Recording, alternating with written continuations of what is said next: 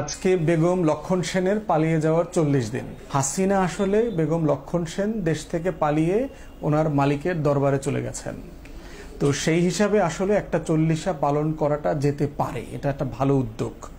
যেহেতু উনি বাংলাদেশ থেকে পলায়ন করেছেন, মানে হচ্ছে ক্ষমতা থেকে ওনার মৃত্যু হয়েছে। এই ক্ষমতার মৃত্যুর পরে উনি ওনার রবের কাছে পালিয়ে চলে গেছেন দিল্লিতে। ওনার রব তো দিল্লিতে থাকেন, ওনার মালিক তো দিল্লিতে থাকেন। তো দিল্লিতে যেহেতু গেছেন, পলায়ন করেছেন, সেই হিসাবে 40 করার এই আয়োজনকে আমরা স্বাগত জানাই। আমরা দেশবাসী, বিশেষ করে গরিব মানুষদেরকে বলবো, যারা আসলে গরুর গোশত কিনে খেতে পারেন না, যারা এই 40 উদ্যোগগুলো নিচ্ছেন, আপনারা ঢাকা শহর থেকে শুরু করে গরিব বস্তি এলাকাতে পথ শিশু রাস্তায় থাকে এমন গরিব মানুষদেরকে এই উপলক্ষে একবেলা ভালোভাবে পেট পুরে গরুর গোশত, বিরিয়ানি, খিচুড়ি খাওয়ানোর ব্যবস্থা করেছেন। আমরা খুবই কৃতজ্ঞ আপনাদের প্রতি, এবং আপনারা আইওসিলা আরও বেশি করে করেন। পাড়ায়, মহল্লায়, প্রত্যেকটা মসজিদে, মন্দিরে, মাদ্রাসাতে ব্যাপক আকারে এই 40 করা দরকার। এবং একটা দোয়া আমাদের এখানে যোগ করতে হবে, বেগম লক্ষণ সেন যেন আর ওনার রবের কাছ থেকে দুনিয়াতে ফিরে না আসেন, উনি যেন ওখানে থাকেন ওনার মৃত্যু পর্যন্ত।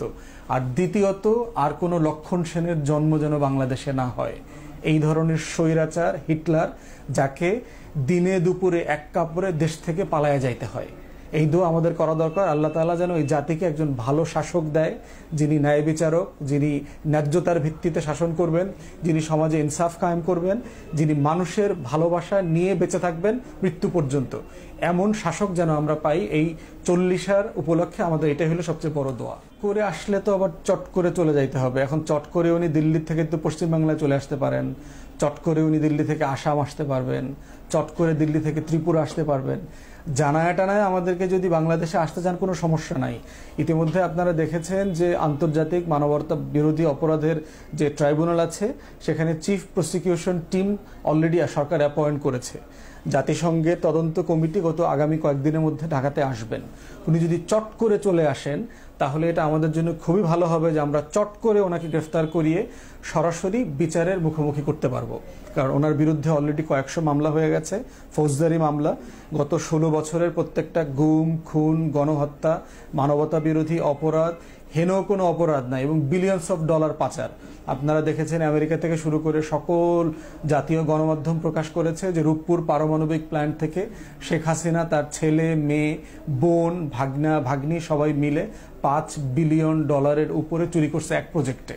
মালয়েশিয়া থেকে তারা টাকা ট্রান্সফার করছে। তো এই সকল বিষয়ে আমরা তদন্ত করব। তদন্ত করে ওনাকে ন্যায্যতার ভিত্তিতে বিচারের মুখোমুখি করা হবে। ইতিমধ্যে আমরা দেখেছি যে আপনার পিকে হালদারের যখন ভারতে, পশ্চিমবাংলায় মামলা চলমান, আপনারা জানেন যে জয় কিভাবে তাকে ইন্টারফেয়ার করছে। তাকে প্রায় 3-3.5 হাজার কোটি টাকার এসালম গ্রুপকে ট্যাক্স মৌকুফ করার ব্যবস্থা করে দিয়েছে। এসালম আবার ওখান থেকে 1.5 কোটি টাকা সজীব ওয়াজেদ জয়কে দিয়েছে। এই ধরনের বক্তব্য সে ভারতের আদালতে দিয়েছে তার সাক্ষ্যের মধ্যে। তো এগুলো সবগুলো বিচার হবে। তুমি যদি চট করে চলে আসতে চায়, আমরা চট করে ওনাকে কাশিমপুর অথবা কেরানীগঞ্জে পাঠিয়ে দিব। আমাদের তো মামলা রেডি আছে, ন্যায্যতার ভিত্তিতে, ইনসাফের ভিত্তিতে আমরা বিচার করব।